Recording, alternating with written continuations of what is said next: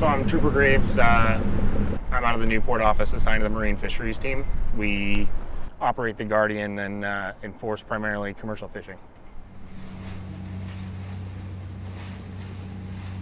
So today we just kind of went out for a routine patrol with the Guardian and the Mini G.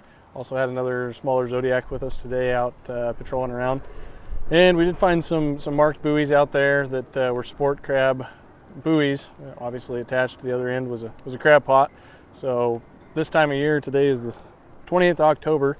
Crabbing in the ocean is closed. It's actually closed, if I can remember correctly, from October 16th through the end of November in the ocean. So any gear that's out there is technically illegal and we can seize as such. So we pulled those pots. I do believe all the pots had crab in them, some legal crab, some undersized and some female, but all the crab were released back into the ocean.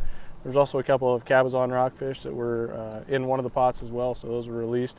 So whether those pots were abandoned or whether those pots were intentionally set out there in the past couple of days, we'll figure out with some more investigation. But regardless, all those crab and fish were released back when they weren't supposed to be fished for anyway. So it's nice to get that kind of stuff out of the water. For the most part, the commercial industry follows the regulation pretty well because they want it to be a sustainable fishery too. So what we find is we get people that are just trying to take advantage of the system, and most of the other commercial fishermen don't appreciate that or like it either. So they're typically happy to see us taking enforcement action when we do find a commercial violation.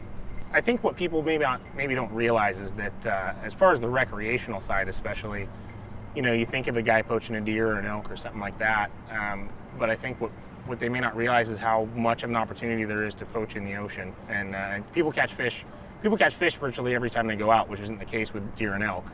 So us being out there and be able to find if they've overcaught and stuff like that it is incredibly important, and it's unfortunately how often we see it.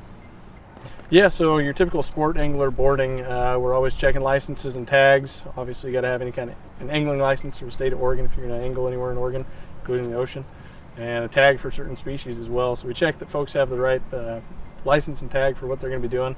We also check for the correct species. A lot of folks have a hard time figuring out what fish they catch sometimes in the ocean. A lot of the rockfish species look a little bit similar to the other ones, and some you're allowed to have and some you're not. Measurements come into play as well. There's a lot of size restrictions on a few fish out there. Always looking for size, species, and quota, a number you can have a day. So the main thing that I'd like to say is, poaching doesn't only happen out in the woods, and it's not only big game animals. It doesn't have to be an elk or a deer to be poached. It can be something as small and what some people might say is insignificant, but a crab or a fish out here on the docks or out in the ocean, just like halibut, we consider halibut a very important species to manage through the state. You're only allowed 6 a year.